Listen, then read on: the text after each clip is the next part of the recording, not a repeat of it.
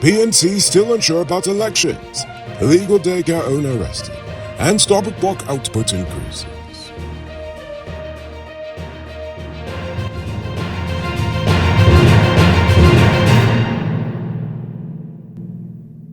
I'm Enrico Beaufort, and this is Uncut News. News happening? Send us a tip on WhatsApp at 592-659-6151. According to Norton, the PNCR is still unsure if it will participate in the June 12th local government elections, with nominations day set for April 17th. Whilst the party has identified some candidates, opposition leader R.B. Norton could not give a clear answer on their participation, stating that they are, quote, looking at all the factors surrounding the elections, end quote. The Alliance for Change has already stated that it will not contest the elections. On a related note, the appointment of a new Deputy Chief Elections Officer has been delayed for over 17 months, with no date set for interviews with shortlisted applicants. Opposition-nominated GCOM Commissioner Vincent Alexander warned that this delay could affect the successful execution of the June 12th local government elections, as the CEO is carrying the majority of the workload. The absence of a D-CEO has resulted in an overload on the CEO, leading to inefficiency and ineffectiveness. The last D-CEO was terminated in August of 2021. That is Roxanne Myers.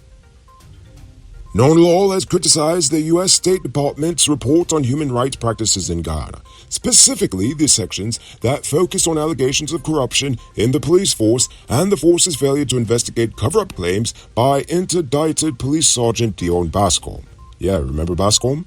Non-Law has described that section of the report as, quote, palpably erroneous, and questioned where the U.S. State Department got its information.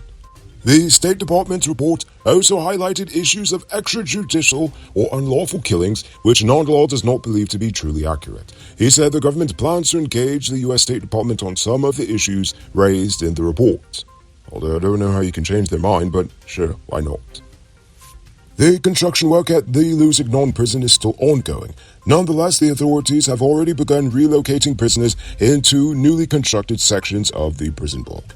The full rehab of the prison is expected to be completed within the next few months, which will help ease overcrowding in many of the nation's prisons. The permanent secretary also inspected construction works on the senior and junior officers' living quarters, which will both accommodate 100 male and 50 female officers. The upgrades will also accommodate a female prison and a vocational school, and billions of dollars have been invested in the prison rehabilitation program thus far.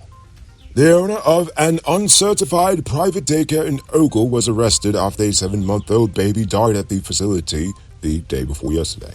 The infant's mother was informed that her daughter was unresponsive and had fallen off a bed, but a post-mortem examination revealed that the baby actually died due to a hemorrhage and compression to the neck, which sounds like she was actually choked to death. Nonetheless, the incident has raised concerns about the safety and regulation of private daycares in Guyana.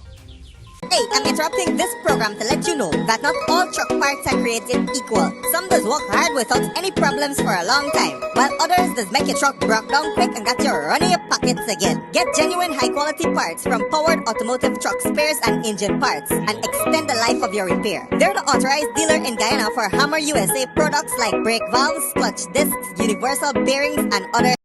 Visit them at 1161 EE Eccles or call them on 697-0171. Powered Automotive, the #1 truck and engine parts store in Guyana. If you didn't know, well, now you know. Now it's time to tell you about the best price car of the week. Currently on sale is this 2020 Toyota Raze. It's almost brand new, and it comes with Toyota safety sets, Bluetooth, mud rims, new tires, TV, CD, LED lighting, fog lamps, bar camera, and much, much more. Buy cars for $6 million. Or pay as low as $1.2 million down with around $160,000 monthly for 5 years, and it is yours. Call or WhatsApp 662-0844 for more info. Visit the showrooms at Lot 171 Pinochet, Queenstown, or Lot 2 Lamar Street, and tell them we can send you for this sweet deal. Tired of waiting on hold, tracking down a delivery driver, or carrying cash for your food orders? GT Eat is here to make your life easier. Guyana's first cashless food ordering and delivery app. Choose from Georgetown's top restaurants, pay securely with your card, and get your food delivered right to your doorstep. With the convenience of being able to order from your phone and the added feature of tracking your order, GT Eats is the ultimate solution for all your food needs. Download the app on Apple and Android stores and start ordering the easy way today. The magistrate court has dismissed the charge of falsifying an invoice against Eugene Gilbert, the director of Atlantic Fuels Incorporated, after ruling that the falsity was not proven beyond a reasonable doubt. The charge was filed by the GRA in January of 2021. The company's lawyer argued that the falsity of the invoice was not proven, nor was it specific enough. The magistrate agreed and dismissed the charge. AFI had previously won a case in which the GRA and even the GEA had seized and detained a quantity of fuel imported by the company in November 2020. The High Court ruled that the fuel should be released to AFI and that the GRA and GEA should pay the company around $15 million in costs and damages for the illegal detention of the fuel. 2 men were remanded to prison after being charged with possession of over 30 pounds of narcotics for the purpose of trafficking. They were recently arrested by Kanu agents along the Esquipper coast. The weed was tested and weighed and discovered to actually be imported marijuana, with a street value of approximately $5 million. The men denied the allegation and bail was refused. Royston Peniston, the owner of the Blue Iguana Club, will remain in jail after failing to secure bail from the High Court on his drug trafficking charges. Peniston was arrested 2 weeks ago after more than 5 pounds of cocaine were found in his home. He's pleaded not guilty and will remain in jail until the case continues on the 3rd of April. Now for today's oil update. The Starbrook Block's Liza projects have achieved consistently high oil production levels, with February's average daily production rate of 390,000 barrels per day being the highest of any month since offshore oil production began in Guyana. The Liza Phase 1 project, which was initially expected to produce 120 barrels per day, demonstrated production levels above 150,000 barrels every day but one in February, achieved through debottlenecking in 2022. The Starbrook Block has produced 22.45 million barrels of crude for the year so far, with ExxonMobil as the operator with 45% stake in the block, partnered with Hess with 30 and Chinook Petroleum with 25. You can multiply your cash by selling Digicel Top-Up.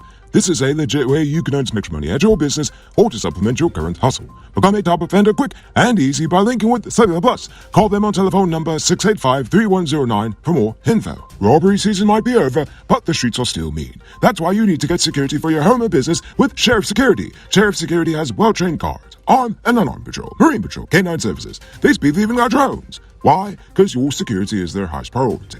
You've seen the rest. Now hire the best. Hire Sheriff Security Service today. Now for our Uncut News Viewers Poll Question of the Day. Every day we pose a question about current events in Guyana, the region, the diaspora, and how you feel it relates to us. Last night I asked, how do you feel about Guyana's future? Are you optimistic, pessimistic, or what? But before we get to that, I'm proud to announce our latest addition to the Noble Army, Richard Singh, who is supporting us at the reporter level, the highest level of monthly support we've received so far. So thank you, Richard Singh. And also, a special thank you to David Griffith, Dion Nascimento, Project Zero, and Dimitri V.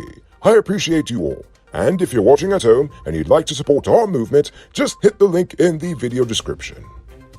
Country Queen says that all they see is more mad people on the streets, more killing, the rich getting richer, and the poor getting poorer, not forgetting the cost of living, and you have to be a supporter of the government to get a job. SMH. Deslin Andrea White says optimistic because Ghana's getting some development, yet pessimistic because development seems to be in all directions, yet not necessarily fully addressing our current issues. It's like, why build a whole new city, yet majority of Guyanese won't benefit from it? Why just don't find ways to improve the different existing communities and villages in Guyana and get those same people from the village involved? As long as there is a monetary aspect involved, many people would grab that opportunity because they can bring improvements while earning. Salamat Ali says Guyana's future is bad, the small man is down and can't say nothing or do nothing. We have to live like that. And in relation to the Guyana Human Rights Association story, Bedford Wanderer says it's disappointing to see the AG pulling a lowball shot at the GHRA with this pop-up tax issue. The AG would rather spend time finding a way to shut up someone for questioning the integrity of the system the government has signed up Guyanese citizens for, rather than circle back, put pen to paper, and evaluate if the breach of privacy is a legitimate issue. As someone who's familiar with privacy laws, I'm asking if the national ID card can be used for international travel, then how is it those foreign countries won't have access to my info entrusted on the card? SMDH. You know, that is actually a very solid point. And at this point, the leaders of our government have made it very apparent that they aren't afraid to violate your privacy if you run afoul of them. You know, that's very concerning. Now for tonight's question. You know, that problem was so concerning. That's my question for tonight. Given this government's propensity to air out your business in the public sphere whenever they have an issue with you, do you have any privacy concerns with the EID card system? And why? Why or why not? I want you to think about that question. Tell us in the comments below. If your response is good enough, we just might feature it in our next episode. Anyway, that's all the time we have for tonight, and check us out tomorrow for another. Until then, I'm Nico Bullford saying good night, folks.